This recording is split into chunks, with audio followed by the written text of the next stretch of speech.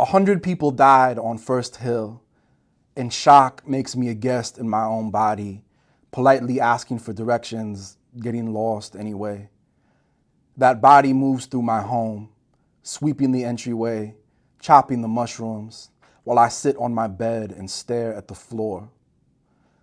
100 people died on First Hill, and the songs don't mention their names, and I don't know their names, and 100 is more than 3, like my cats, or 2, like my mother's parents, or 1, of course, and it's still somehow less. 100 people died on First Hill, and died is correct because it is active, concise, direct. Were murdered represents both passive voice and blatant editorializing. Were allowed to die, unnecessarily wordy.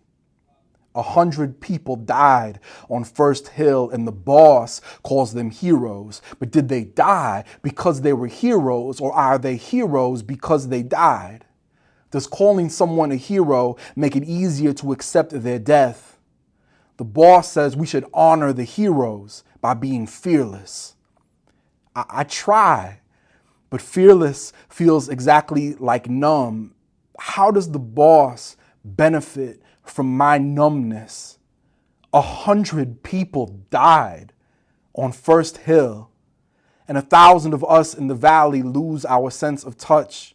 I decide to write 100 names, even though I don't know them, on 100 walls, even though my hands are asleep. I touch a wall I cannot feel, and paint blooms. Each letter swirls into the next, ballooning out into names that cannot be read, so must be right. 100 people died on First Hill, and the boss finds their names all over the village.